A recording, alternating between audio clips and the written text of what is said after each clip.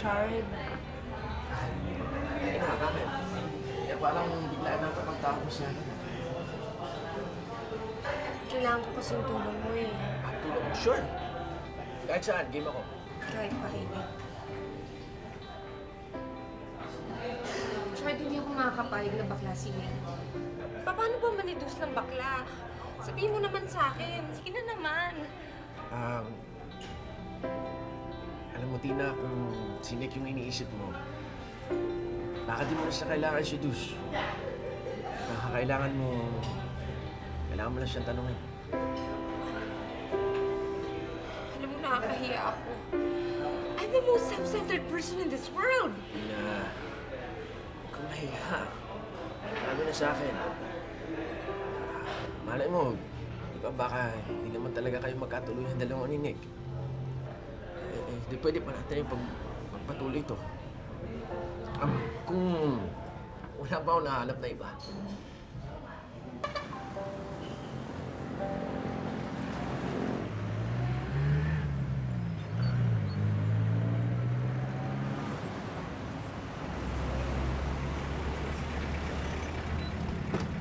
Fairview? Oo, boss.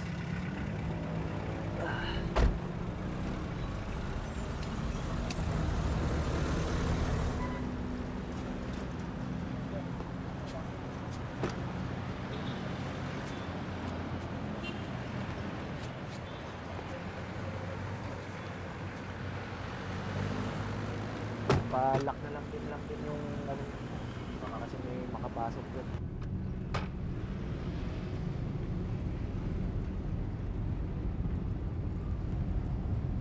Ibang pasahero. Sir, hindi mo isasakay yung mga yon? Para sila.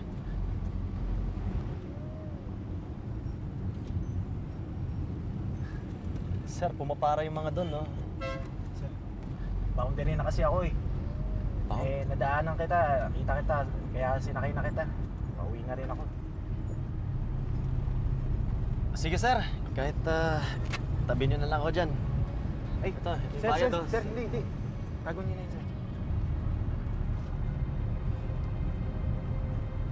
Sir, sige na, ayos lang. Dito na lang ako sa tabi.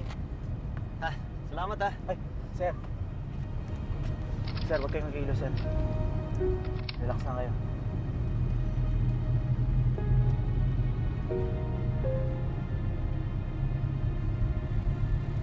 Sir, huwag kayong kihilo, sir. Mapapahamak tayo niyan. Ang kulit nyo ah! Sabi na huwag kayong tatalon eh. Sir, sige na. Kunin mo na lang yung wallet ko. Ito, may konting pera pa dito. Basta huwag mo akong papatayin ha. Hindi naman talaga mayaman yung pamilya ko eh. Ganito lang talaga ako manamit sa trabaho. Sige na. Hindi ko kailangan yung pera nyo. Napag-utusan lang ako. Nino! Basta pinapakuha kayo sa akin. Pero kung ako sa inyo, sasama kayo sa akin. Sir, karapatan ko naman siguro malaman kung sino nagpapakidnap sa akin, di ba? Amin niyo ako. Piring mo na lang yung sarili mo. Ano? Piring mo yung sarili mo. Kasama yan.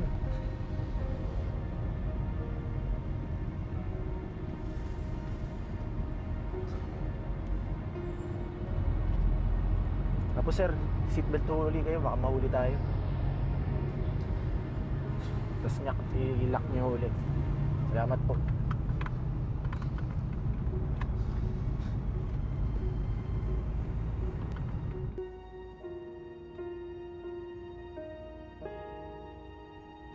Maawa naman po kayo. Huwag niyo akong papatayin. Yung ATM ko, dala ko, kunin niyo.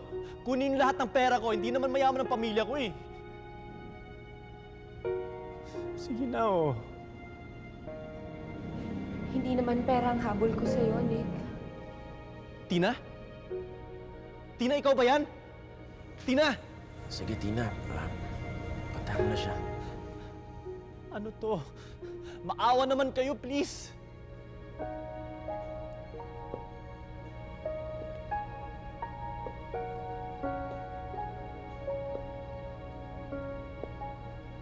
Tina! Ano to? Maawa naman kayo, please! Ako ang nagmamakaawa sa'yo ngayon.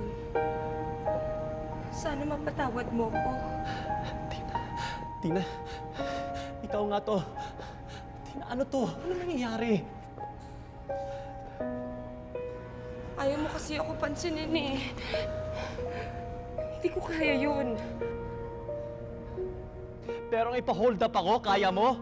Alam mo ba kung anong iniisip ko kanina? Kung paano ako papatayin ng mga to? Hindi ba ko laruan, Tina? Sabi naman ni Ricky tsaka Chard appropriate dahil may pagka-psychotic ako kapag nagkakagusto ko sa isang tao. Oo, tama sila.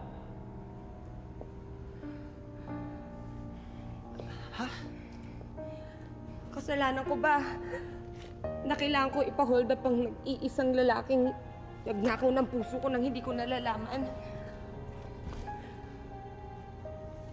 Mapapatawad pa ba niya ako?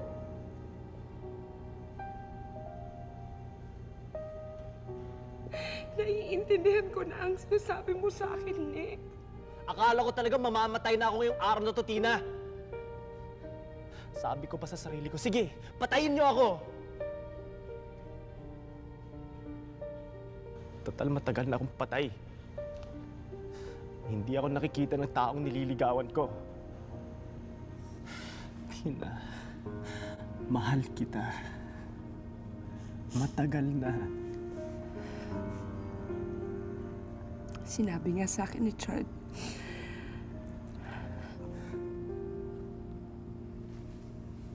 Di ba sinabi ko sa'yo, gusto kong maniwala sa henerasyon natin na hindi mahalaga ang pera.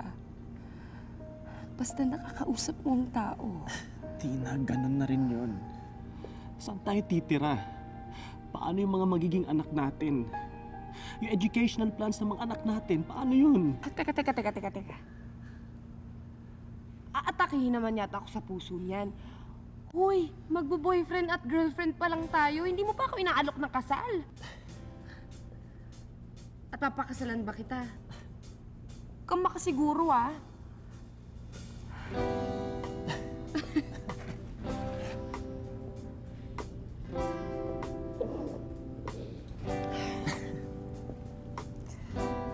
At kung hindi mo pa napapansin, bakla, pati yung buhay ng tao.